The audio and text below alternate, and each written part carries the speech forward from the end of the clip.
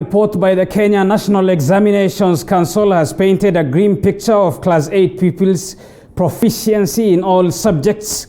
According to the report drawn from the assessment examinations issued in October, many learners scored below average, the poor performance being attributed mainly to lack of consistent engagement with learning materials for a majority of the learners.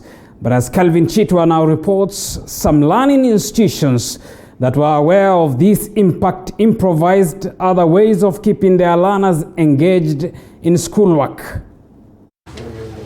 It was bad news for hundreds of thousands of pupils when the KCPE assessment report was released Tuesday. The report showed massive failures by many pupils who are set to sit the national examination.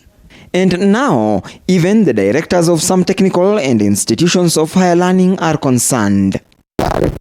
Kenya National Examination Council to look into this issue, because I know a set mind that is prepared will be ready for the exam. However, as they continue doing for the exams, some of them are struggling.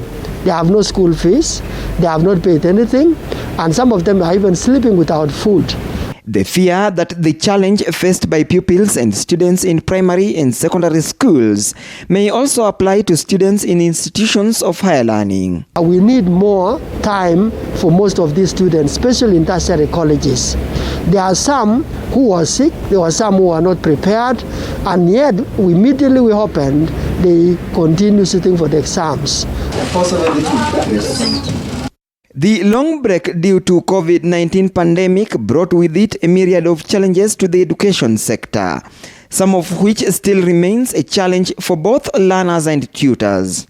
As a student who is preparing for an examination for August, we've created some groups like in WhatsApp. But as a way of keeping learners engaged during the COVID-19 pandemic period, Nehema Institute of Science and Technology decided to establish a farm with various farming activities, and while students could not meet at class due to the Ministry of Health COVID-19 protocols, they got an opportunity to access the farm and gain various skills.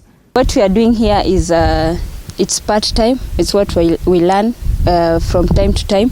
That is because of when COVID-19 came, it was now time that you don't know what to do, you don't have anything to do, so you have to learn maybe one or two things.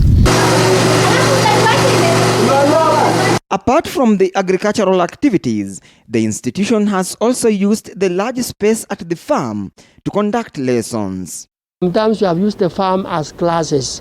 If you see, we have some tents we have erected all over the farm, enough space. This was informed by the proposal by Education CS Professor George Magoha for institutions to utilize any available space to ensure learning continues comfortably without congestion. This money can be wired. Calvin Chitwa, TV47, Uasin Gishu County.